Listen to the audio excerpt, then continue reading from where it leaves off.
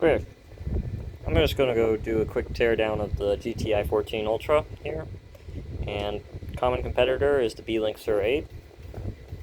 The GTi14 Ultra has a 185H Intel processor, 4 Ultra, 9, I don't know, whatever random stuff they want to hook onto the end of the name, but I'm just going to call it the 185H.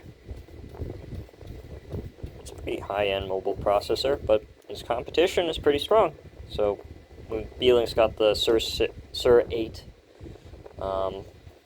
8845HS AMD competition product, and it's pretty similar in design. It doesn't have the SD card slot or fingerprint sensor slot. It does have the front USB and USB-C and audio jack there. On the back, I think this is one of the more interesting things that Beelink is doing, is they're integrating the power supply with the rest of the unit. I don't know how I feel about this one, because it's much more of a pain to replace the power supply, but at the same time, you don't have a giant brick hanging outside the Mini. So, we'll have to see how that runs in the long run. Beelink has a history of messing around and trying to make custom power supplies with their magnetic power supply in the past, so this just must be one of the things that their engineers are crazy about doing. We can already tell that there's a very large heatsink coming back. I don't have the Sur8 with me at the moment while I'm doing this, but I can do the comparison with the Beelink Sur6 6900HX case, and we can see that the actual heatsink pin array on the outside, it's a lot smaller, and especially in width, similar height, but there's a whole extra section here. So the 185H is designed to output a lot of heat, and which it does, and this cooler itself is barely adequate to actually handle that. We've got this really interesting dual 2.5 Ethernet jack, and then on the bottom here is a PCIe X16 slot with a little extra add-on slot of an X1 or something there. It's supposed to pair with a dock, but I don't have the dock, which is pretty unfortunate. I really wanted to plug in a GPU to that slot, but it just no goes. No matter how much I just go around that, this slot is just too deep for these pins to reach in there. So that's an unfortunate problem. Got plenty of USB ports, and you got a USB-C. I think this is a USB 4 40 gigabyte port, and this one's just a normal USB 3 port. And reset pin over here. These 4 slots here are microphones. They're nothing particularly clear, but is a whole lot better than nothing, I guess. If you're in a pinch, everything is there. And there's also 2 speakers underneath. Now, first things first, when you got this mini PC, how are you supposed to open it up when these screw caps are covered with these little add-on things? So you need some tweezers to kind of just scoop them out. And then these little caps can just be tossed away. There's really no good reason to keep them. And there's also a cover for this slot. Do I have that?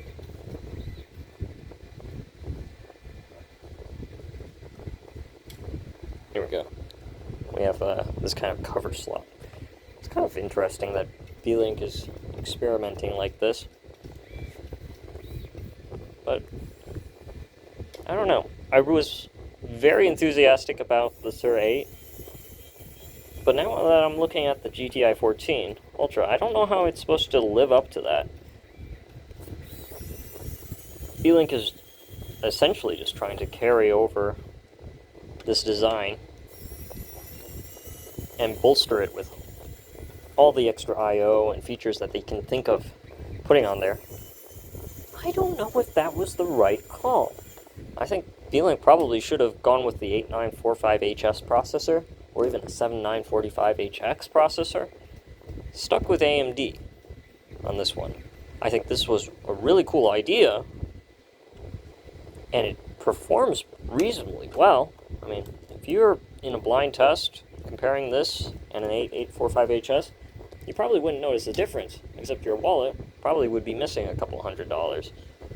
I think that's probably the one downside for this unit. It's more expensive for the extra features, but you're not getting extra performance. You're actually kind of getting a little bit less with the Intel processor. So inside, I think this is pretty fun to see. Beelink is continuing their trend of doing a very nice mesh. And bring this up here. You can see that the holes, they're reasonably small. They're not tiny, okay? This will catch at least large debris of dust. It's not going to catch like super fine particles, but that's not normally what causes an issue with cooling. What causes an issue with cooling is like long strands of hair, large particles of dust, and buildup. Anything that's super small typically just gets vacuumed in and exhausted out, just floats with the air, but it's the big particles that you have to worry about.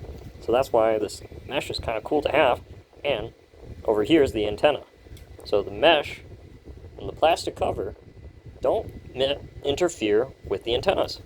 And even on the back, this back cover here is plastic. Again, no interference with the antenna. So Beelink is thinking about trying to improve their antenna quality. I would really, really like to see them use like actual long antenna ears, but they're trying to keep their design very clean and aesthetically smooth, to the best of their ability. I mean, you still got a whole dozen of I/O ports, so I don't know. It's one of those weird hypocrisy things, I think, about computers. People want them to look aesthetically clean, but if you make the computer aesthetically clean, it's an absolute pain to work on. And trying to find a balance between aesthetics and functionality or utility, it's challenging. But what else is Beelink got in here? GT series dust filter. I assume they are using the same dust filter for their GTi14 Ultra that's coming out soon, and that's going to have a 12900H or HK processor. I think it's very impressive whenever somebody puts an i9 processor in one of these mini PCs. It's a lot of heat to deal with, and it's not easy. The actual performance gains? This is kind of a meh, to be honest. I would be much more impressed to see people releasing i5 processors or even i7s and trying to keep the cost balance. And then we got a nice look at the speakers here and the power supply. This is an integrated 145 watt power supply. It's good enough for the 185H processor here, but it's not good enough for this PCIe slot. The PCIe slot demands about 75 watts. And if the processor is using about 100 watts, that's giving you barely 45 watts for the PCIe slot. That's kind of a problem because, well, hypothetically, this slot doesn't supply enough power for a direct connection to the GPU. But I'm tearing this thing out so I can get this board out, and once I've got the board separated, I might finally have a way to connect the GPU directly to it. So we're going to keep on tearing this thing apart. And, oh joy. Let me zoom this thing down a little bit.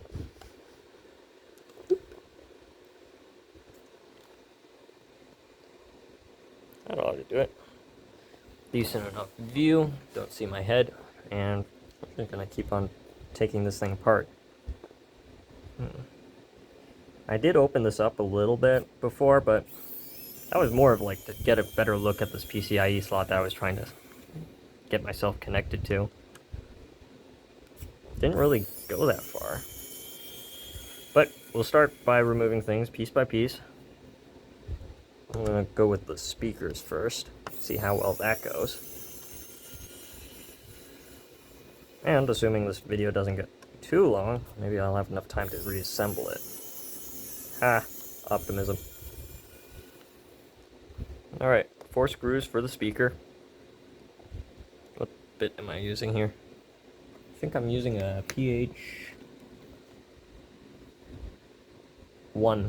Yeah, PH1 for the outside screws and the first set of screws and speaker screws.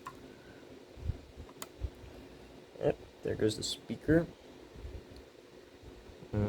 It's connected by one of those really thin and fragile uh, flexible cables. You do want to be careful with these, not to tear them. There you go. I can take a look at the bottom here, and you just flip this black latch to unslot that cable. Neat.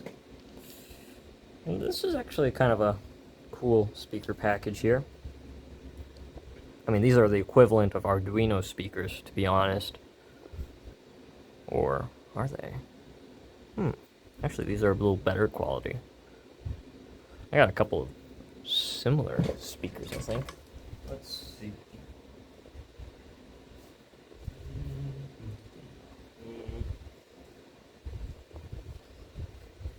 Yeah, here we go. This is a 4 ohm 2 watt kind of speaker. I think this is a little larger than that. So these normally cost around $5, well, depending on where you buy them, it's like $5 to $10. They're not expensive. Getting a larger one inside a custom case, that's interesting. But, yeah. It's not much extra cost, but it's an extra feature that bolsters the design. And this is an exposed power supply. Technically, this should be dangerous for me to be playing around with, but I've disconnected it from power. Should be safe-ish, so long as I don't poke myself into something dangerous. One way or another, you have to open this up and disassemble it anyway if you want to access the RAM and SSD inside, which is, holy cow, that is a nightmare. Trying to access the RAM and SSD in this thing, good luck. Good luck. This is a terrible kind of a experience for disassembly. I'm actually going to really need all this footage to remember where all the screws go, because I don't remember anything more than past like a couple minutes. Ooh, joy. Let's see, anything else that can come out? Power supply is almost out. Hallelujah. Ooh. Don't tell me there's a thermal pad I'm trying to de-stick from. Eee. Oh, it's a power cable. Okay, we're fine.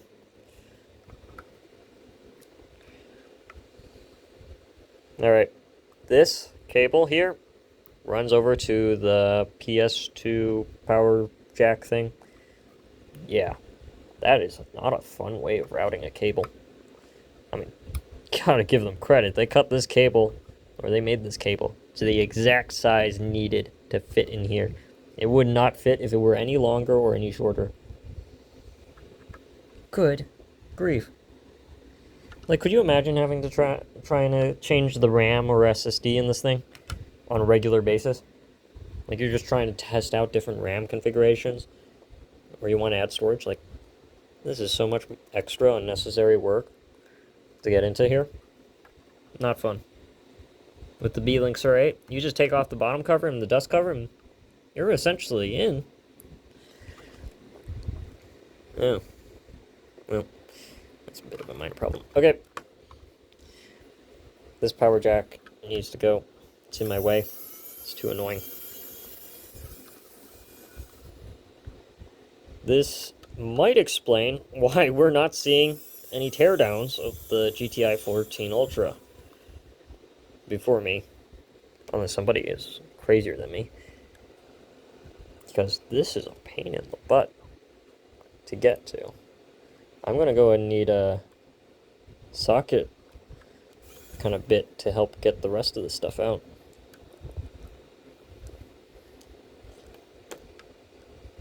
Ooh, that's not coming out.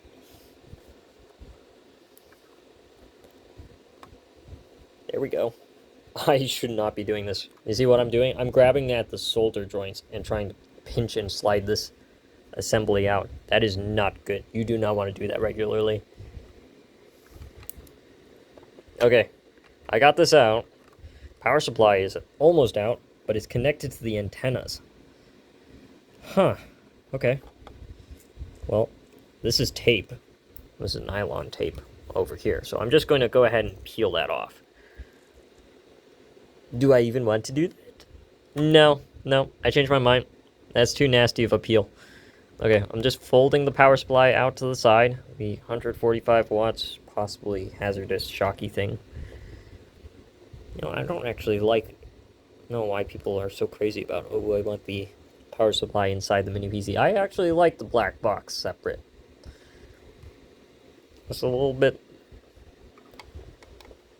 easier to exchange, less custom. Because most mini PCs use a 5.5 by 2.5 millimeter barrel jack for their power supply, so long as you have like close enough to the voltage and current of that power supply, even if this computer were like 10 years old, you could find a replacement power supply. But for the Beelink's units with the custom power supplies, you're kind of stuck if Beelink's engineering isn't overkill. I mean, it looks really overkill. Like, they made a whole custom power supply for this computer. That's kind of mental. But, hey, I don't know. Let's see, how do I get this thing out? There's like something holding this down over the RAM slot, and I'm not sure what. This part here, this is free. I wonder if I just, like, yoink at it. Oh, you know what? This is a socket screw thing. Alright, I gotta get out the large tool bit case thing.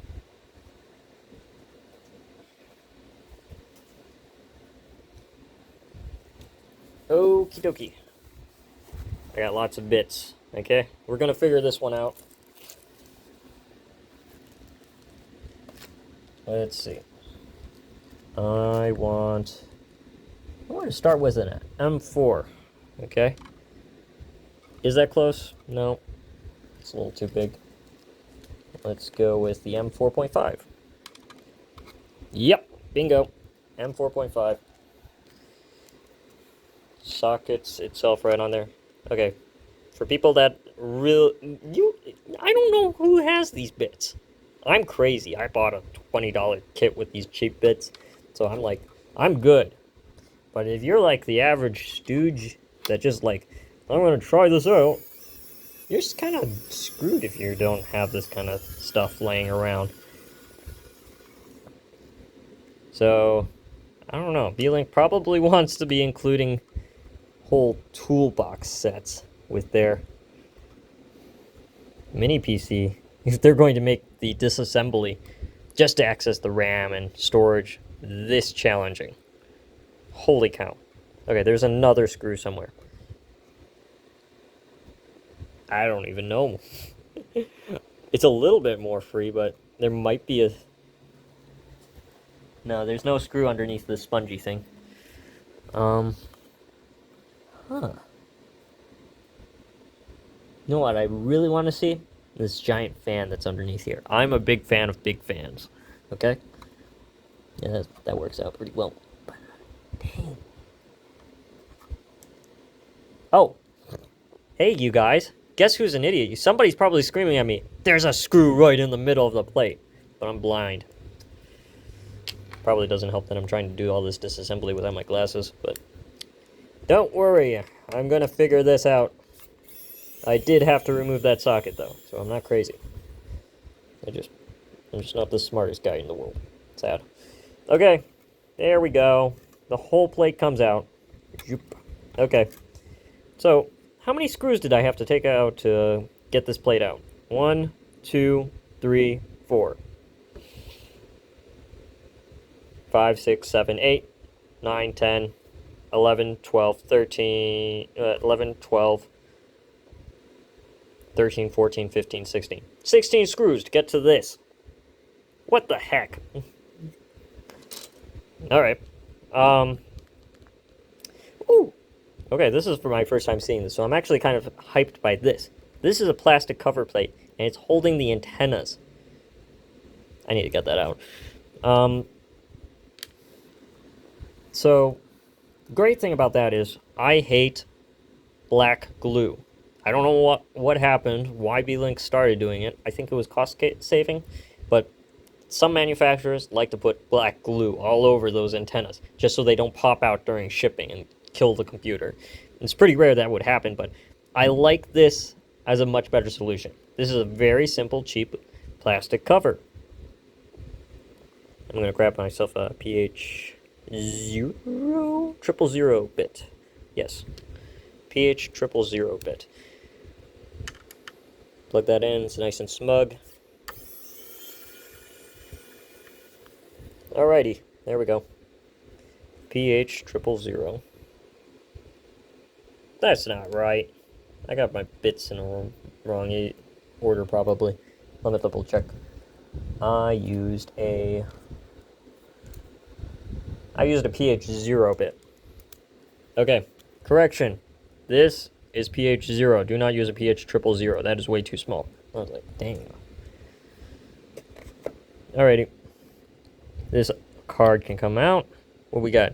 Intel BE200. This is the BE200 NGW. Wi-Fi 7.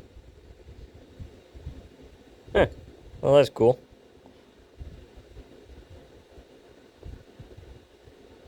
I think it's Wi-Fi 7. It's using IPEX antenna connectors. Here you guys go. This is a zoom in, closer look on the card. Here's the back. Looks genuine Intel stuff. I like Intel wireless cards. And then in the future, you can always upgrade this and swap it around with other wireless cards. So I am so glad that's still socketed. And what do we have here? We got two M.2 PCIe Gen 4 X4 2280 M.2 NVMe slots. So yeah, that is nice to see. That's plenty of storage. This, I think it's a 1 terabyte drive, so that's plenty of storage. PH0 bit.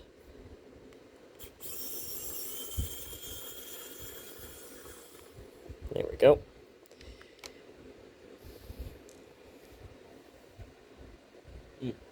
All the screws are metric. Alright. And here's the SSD. This is a QLC DRAM-less SSD. Here's a closer look at the main controller NAND. And that's the storage NAND that doesn't have any text on it. That's cool. And here we go. Here's all the juicy information stuff. AZW. Okay. So Shenzhen is making their own stuff. P3 plus M.2 2280. It's a PCIe Gen 4 slot, 1 terabyte. So this is what I would consider as okay quality. It's not the best. TLC, DRAM, SSDs will have a longer life. They'll be faster. But, I mean, QLC and DRAM-less is not that bad. It's going to be almost unnoticeable for bursty short workloads. Here's the RAM, DDR5, 5600, 16 gigabyte DIMMs. There's 32 gigabytes total in this mini PC.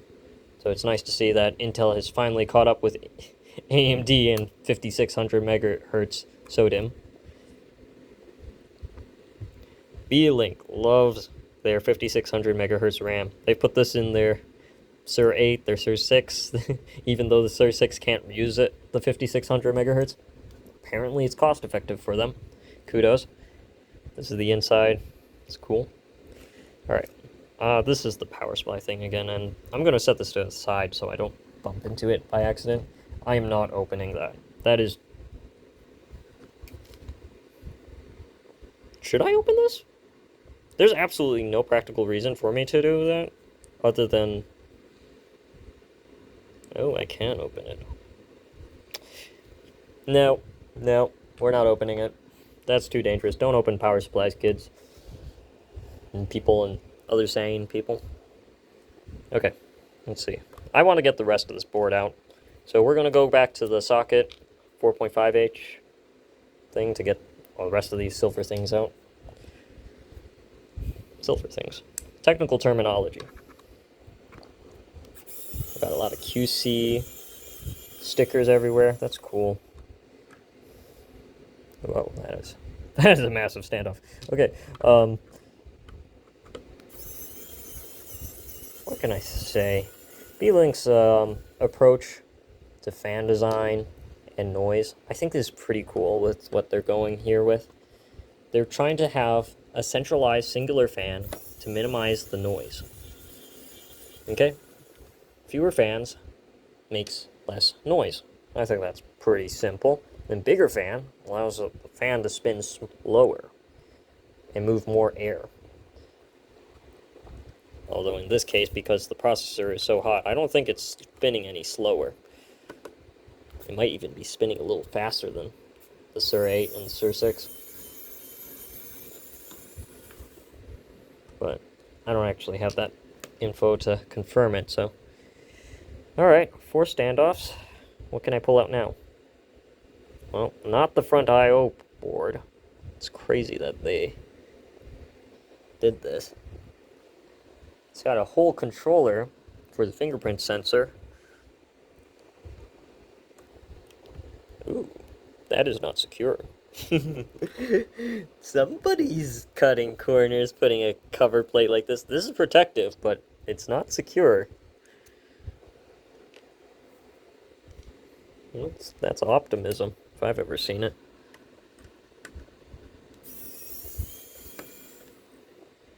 That's the fingerprint sensor. Can I just yank this out? Will something bad happen? Oh wow, that's a long cable for the fingerprint sensor. Will something bad happen? The answer is possibly, because this thing is really tied in there like a loop. So, future advice to anybody that's unscrewing this cover thing, don't yank it out. It's not actually intended to come out like that. Shoot. Which actually means I have to unflip this black latch down here by just pulling it towards me upwards to release the FPC cable. And that will let me release this cable out. Okay, cool. That's out. It's not going to do me a whole lot of good because the rest of the stuff is... Oh, it can come out. Ooh. We got the CMOS battery right here. It's right by the reset hole. Oh, that's weird. Reset hole's over here, but the battery's over here. That's a weird trace. Okay, cool. Yeah. Why should I judge the engineers? Maybe they know what they're doing. Maybe they don't. Ugh. This is like the worst thing to disassemble. You guys already saw I went through 16 screws to just get to the RAM and SSD stuff. That's kind of important to get to. And I'm trying to get the whole thing out here so I can plug a GPU into it. One of the things I do. I don't even know why I'm trying so hard for that. Oh, wait. Right. I'm doing it because it's fun. Alright, come on. There's another FPC cable here. I don't know what it's connected to, but it's coming out. Stuff has to come out.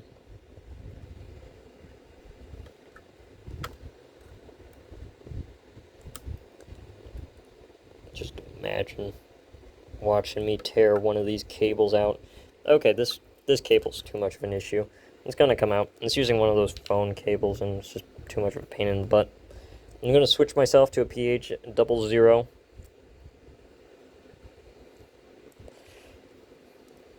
Extra tiny screwdriver bit to get this cable thing released.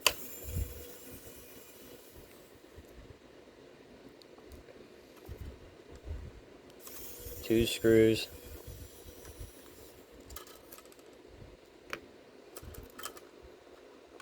Alright. And just lift up, pin, and just unclip that cable there. And, ooh, okay, that's much better. This might actually come out now. Oh my goodness. This is a ridiculous front I/O header thing to just cram in there. Somebody needs to, like, slap an engineer.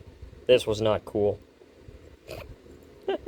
Although, granted, you don't have to normally disassemble that just to access the machine, but if you really want to get the main board out... Oh, you see this? Who thought that was a good idea? Who put that? That's the microphone board. What did you put on there that needed all that hardware? It's just 4 microphones. Jeez. This board is going to be a pain in the butt get out. It's going to have to come in out after removing the main board. That's ridiculous. Okay. Beelink. Somebody's going to have to talk to your engineers about the GTi14 Ultra. It's not bueno. Eesh. Who thought that was good? Alright. We're going to have to figure out what else we can pull out. I shouldn't say it. Bueno. I don't speak Spanish. I know, like, barely any other languages other than English. Maybe C language. Python. Yes. But, blessed, what the heck is this? Oh, that's the audio thing. Huh. Well, that seems kind of important. Okay, we're going to get this standoff out and some tiny screws on the sides here. And hopefully, that will let me release the board. That's optimistic, to say the least. This video is already getting longer than the last one with the Sur 8. Believe me, guys, I'm trying to go through this reasonably quick. Alright, we're going with pH 0. Small bits here. Oh boy.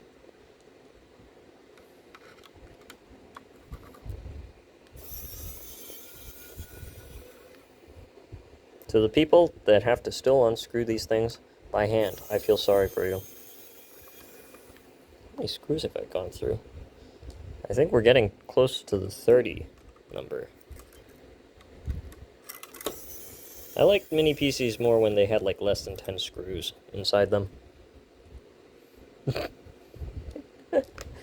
I'm kidding. There are hardly any mini PCs with like that. Less than 15 screws. Yes. Or 20. Yeah, 20. We're going to probably be finding like 50 screws in this thing. Ugh, it's not coming out. Oh, right, standoff. M4.5 socket.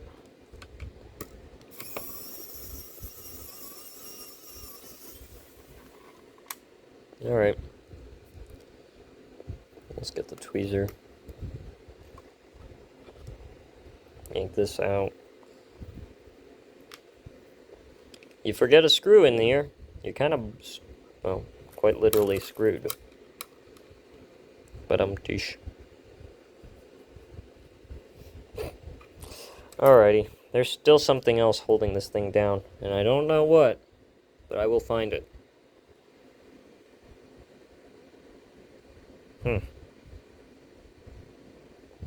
Nope, no idea.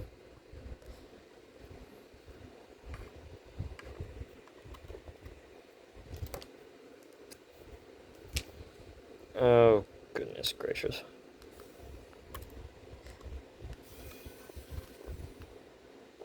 So a little bit more about the performance issues with this board that I ran into. Average temperatures were okay. They're not as low as the Beelink Sur 8, but they're definitely high. Ooh, okay, we got it. Now my main issue is, for some reason, Beelink claims that using a different temperature tester, like IDA64 or something, shows that the temperatures are really good on average, and their peak lows are very low. But when I use Hardware 64, and Hardware 64 is perfect, but I think that its temperature measurements are pretty accurate. It constantly tells me that the CPU is regularly thermal throttling. That's not good. And when I see the performance is like pretty good at the start of tests, but then it rapidly drops off. Not just because, well, that's the end of its boost cycle, but because the CPU is regularly thermal throttling, like around 90 degrees Celsius or something. That's kind of worrisome for the lifespan of this processor. Holy cow, what is holding this thing in? This is maddening.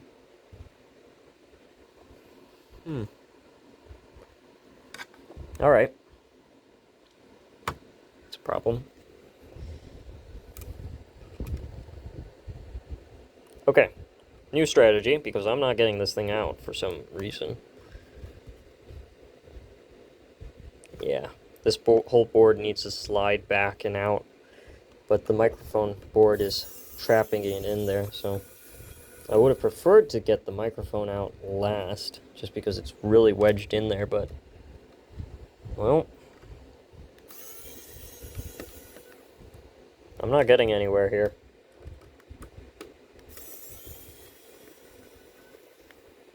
This is not very ergonomic.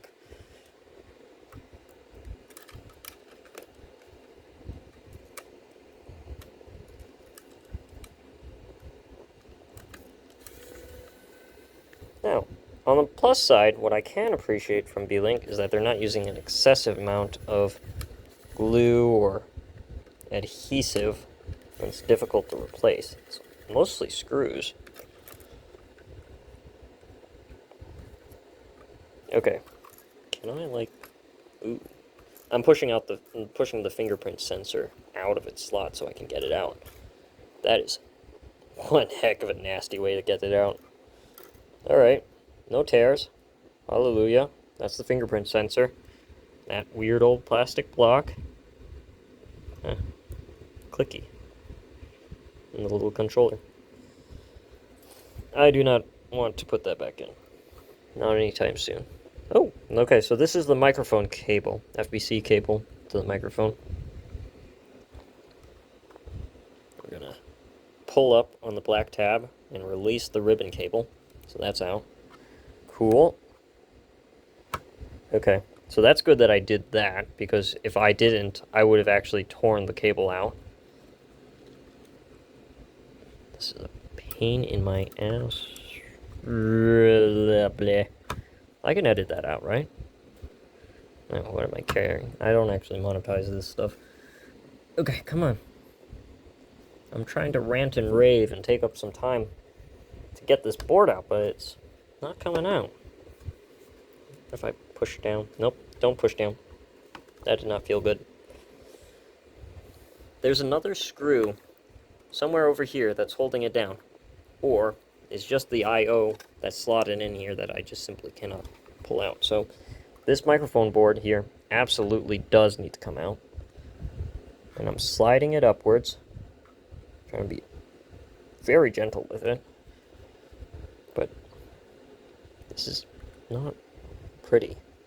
I need to get the cable out first. Yee. Somebody stuffed that in there. That was not nice. Okay, microphone cable's out. Ooh. They're using rubbers to insulate the microphones. These are standard webcam microphones. I don't know if anybody can see this stuff, but here's more information if you need it. Okay. And here's the other side. I like to see QC stickers, but at the same time, wow. I don't know if they needed four microphones there. That seems almost overkill. Okay, there we go. Once the microphone board is out, I can suddenly start moving this thing. Ooh, this is nasty.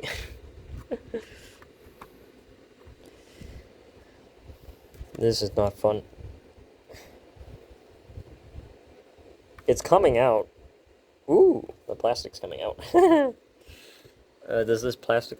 No, the plastic rear cover here, if this slid out, that would be much more reasonable, but it does not. So, I'm just going to have to do it the old flexi way.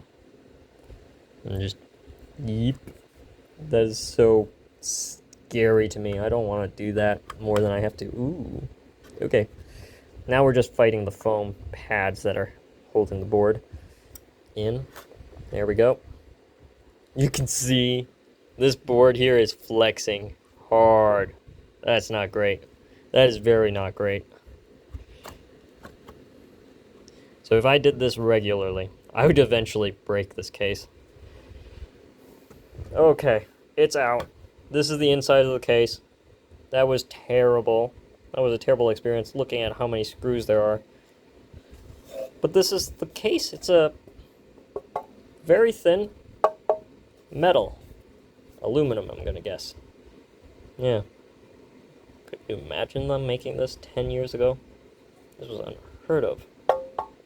That was a nice metal sound. Alright. I'm half tempted to not put that back in there because ooh boy!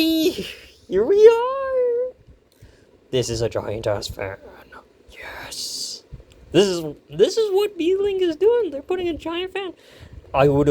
This is comical. You don't need this on the 8845HS, but you do need this on the 185H processor. Holy cow. This is a 12-volt fan, 0.3 amps. Thank goodness it's not 3 amps. Could you imagine a fan using 36 watts? Jeez. Well, but this is not too bad. This is using what? 0.3 is about 3 watts. The fan uses 3 watts. Jeez. Okay, yeah, so don't... It's a custom AZW fan. I think that's kind of cool that they went that far. We're going to keep on taking this thing apart because we've gotten this far. I'm not backing down. Got the CPU fan, header over here. Disconnect that. I really like big fans. I cannot state that enough. Oh, do I have something to compare this with? You're going to have to take my word for it. This is a giant fan. Like, this is even bigger than the Beelink Sur 8 fan. And I'm going to probably have to do an update to show off how big this is. I'm not going crazy here. This is actually bent. Shoot. Is this why I'm seeing temperature problems? Because this is not straight. That is very definitely not straight. Huh. Well, that's interesting. We're going to have to open this up. Because the CPU has been thermal throttling like a nut. The average temperatures, for whatever reason, are telling me that everything is phenomenal. It's like around 60 degrees Celsius. That's really good under max load. But the peak temperatures keep bumping up to 90 degrees, and I'm like, why is it constantly doing that? It shouldn't be doing that. Not after the Beelink Sur 8. Like, the Sur 8 was, like, icy cold. This, not so much. So, we're going to open this up and see what the heck is going on here. If this plate is actually not straight, ooh, I'm going to have conversations. Okay. This sticker stuff does have to come off. Okay, this is really nice fan. Ooh, serial number. Okay, hey. If you need a replacement fan, look for this serial number. Alright, good luck. You can actually unclip this and grease the fan bearing on this thing. If it's ever loud. It's actually pretty quiet. I like how they've managed to fit so many fins on this fan, and that helps with noise reduction. I'm spinning it by hand, it feels great. This is a really good fan. Hats off to Beelink. They should make fan coolers. Okay. Yeah, it's bent. That's not the camera. It actually looks bent. I need myself a ruler. How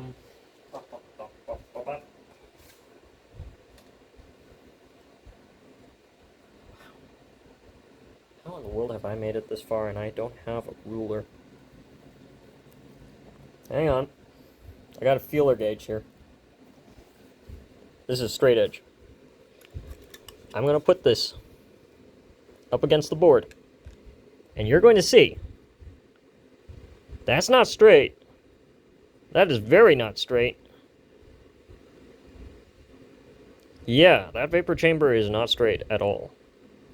So, it's possible the CPU is having uneven contact. That's some interesting quality control find. I wonder how you fix that. Oh, actually, maybe that's not too big of an issue, because this is the contact between the VRMs. The CPU is over here. The VRMs are over here. These are the really hot stuff, normally, that gets popped first if they overheat and kill the computer. If we can look down over here, it's not actually making contact with the VRMs closest over here, just because of the lift. If I were to do a little bit more extra squish, could I do more squish? Yeah, then it'll contact the thermal pad. It just needs a thicker thermal pad right here, where my right thumb is. I think some GMK Tech mini PC have had a similar issue. Standoff screws, you don't have to unscrew those, but this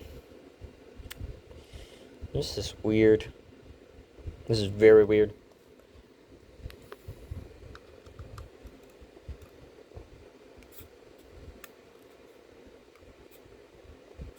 Nope, that's screwed on real tight. Alright.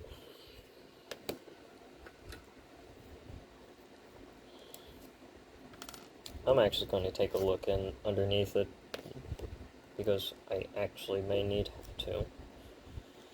Is there anything else that I may want to disassemble before then? Oh. Well, the audio jack here is on its own separate standoff. Anything else?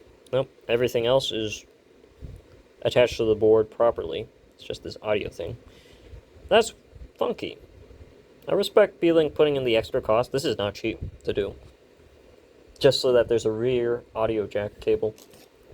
So if you have a speaker on your desk and you want to just connect something to it, you don't have to run it to the front. Which is great for people that like their wired speaker connections. I'm going to go ahead and unscrew this, reassemble this, and retest if I get better temperatures.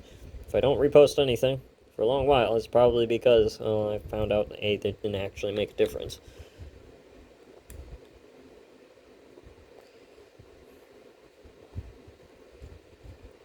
We're going to open this up, take a look inside, see what it's like. If there's liquid metal, I'll clean it up. If there's thermal paste, I mean, I can clean that up and replace that pretty easily. I like how they got a sticker here. Don't trash it. Okay, it's kind of an important screw. Now,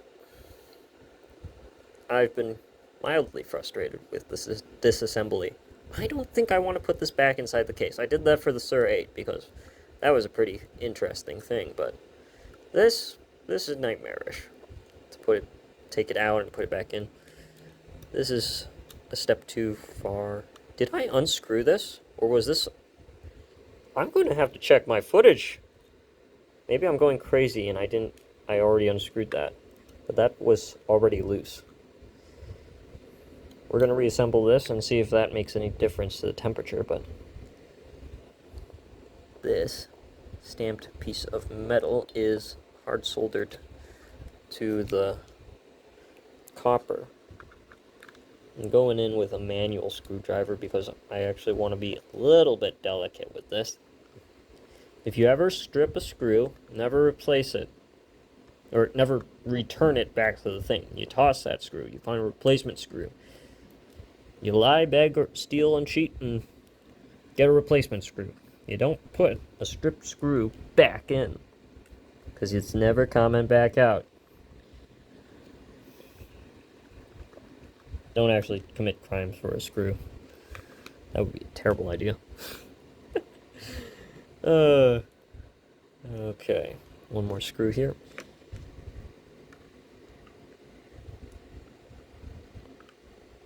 I think this is a very impressive vapor chamber kind of design. This is not cheap to produce a vapor chamber like this, where it just loops around. This is a very specific thing. And you can see where they pinched off to close everything after they vacuumed and pumped it with liquid and whatever they had to do to make it. I think that's phenomenal. Okay, we've removed all the screws. I'm not crazy. Now it's not coming off. Oh, Beelink, what are we going to do with you guys? The Sur 8 was amazing. This is a technician's nightmare to disassemble. Okay. Get a plastic pry bar tool. See if we can get some leverage going.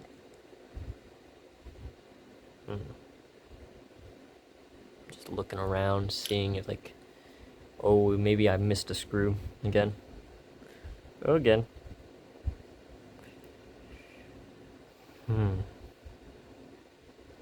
I like this over heat pipes. For those of you that don't know, heat pipes have less area and heat transfer than vapor chambers. Vapor chambers are by far superior, but much more expensive to produce and much more difficult to snake around in tight areas. So what Beelink here is doing with vapor chambers is fantastic. I like seeing vapor chambers. But yeah, cheaper mini PC are going to use heat pipes just because they're much easier to get a hold of and fabricate.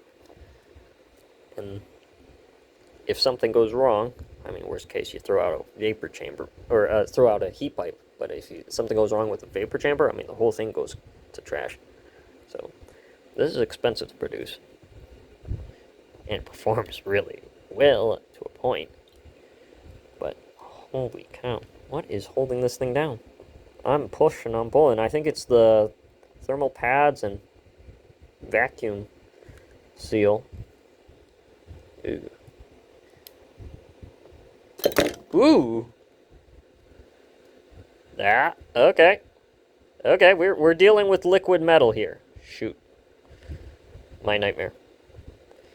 Okay. Don't panic. We're just going to wipe it off and replace it with Noctua thermal paste. Because, should I touch it? I could. Alright, hang on.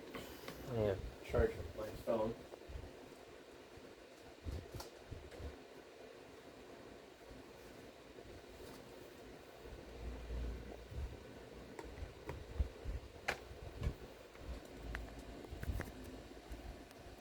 There we go. This was a very long disassembly, and that's the inside. Wow, okay, so those screws were correct. Thermal pads are a little sticky. This contacts the lower area over here, as such. And then this thermal pad here contacts the high point over here. So this is a pretty nice piece of copper. Like, this was not inexpensive to produce. This is a very fancy, weighty piece of copper. Oh, we got serial numbers, in case anybody needs that.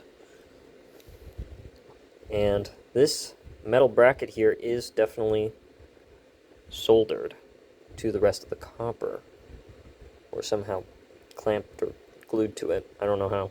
But this metal part, don't remove that. That's actually intended to keep the metal attached. Okay, so alright, we're going to go ahead and get ourselves a paper towel.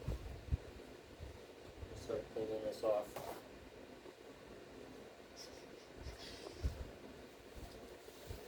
If you have isopropyl alcohol, use the higher 99% stuff. This is, yeah, liquid metal and thermal paste. Well, that's interesting. They mixed liquid metal and thermal paste together, unless I'm going crazy. No. That really does look like liquid metal and thermal paste is mixed together over here. And then surrounded by a thermal pad. That's weird. That's genuinely weird. I always thought that people just, like, used one or the other. I am going to... Oh, accidentally thought I tore something. Ooh, boy!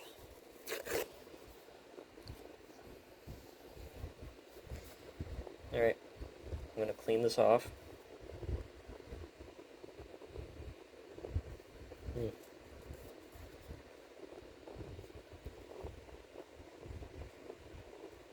Yeah, that's liquid metal and thermal paste mixed together.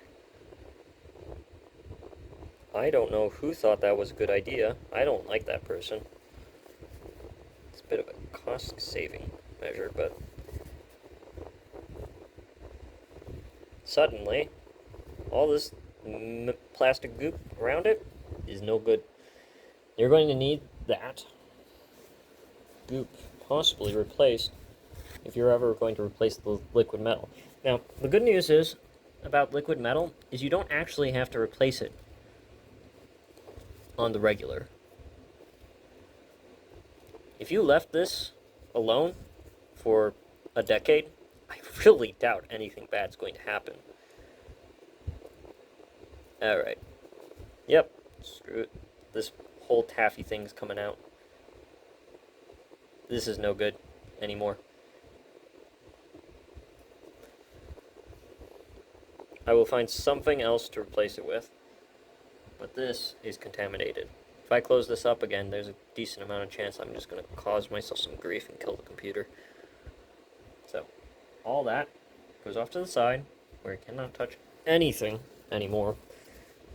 And we're going to go ahead and pick up as much liquid metal goop as we can and toss it out. And we're going to just go old school thermal paste.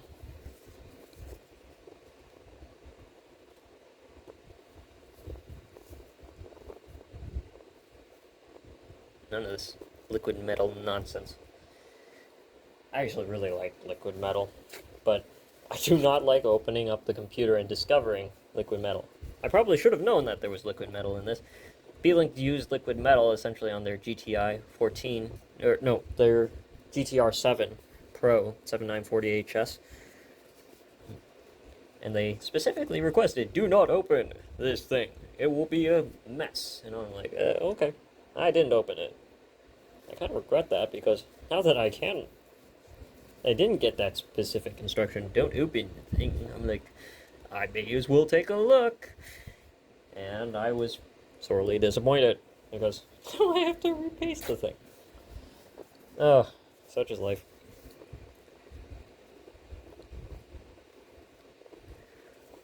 That's a nice die. I don't know if anybody who needs a good look at a 185H processor, but it's a nice die. Look at that. It's thermal paste and gallium, liquid metal in there. That's interesting. I wonder if that's to save cost or something.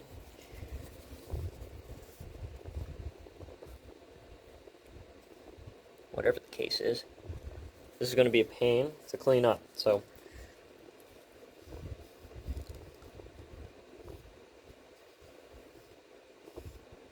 alright, that's enough nonsense. I'm going to get the isopropyl alcohol. I got me some 91% isopropyl. It's not 99%. I may have cursed myself. It's irrecoverable. I cannot save it. And if I had some Q-tips, that would actually help in distribution. You don't want actually too much. I just put the tiniest droplet of isopropyl on here.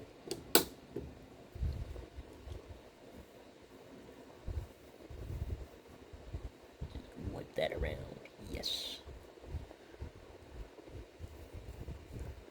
The goal is to pick up whatever I can around the die. I'm going to be doing that for the next couple hours because, as you can probably see, I've gotten a little bit of gallium all around on the foam surround from the CPU.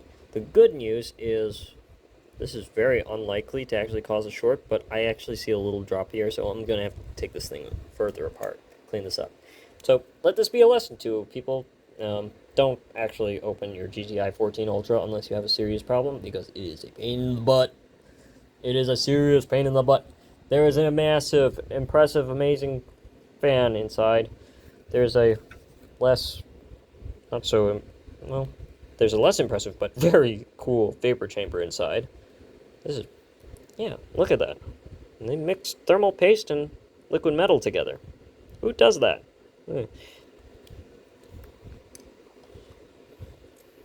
And maybe it's actually something really normal that people do, and I'm just not familiar with it. But that's a nice look at the main board there, and the rest of the board there. Was fun. Alright, to everybody, please enjoy your mini PC. Have a wonderful day.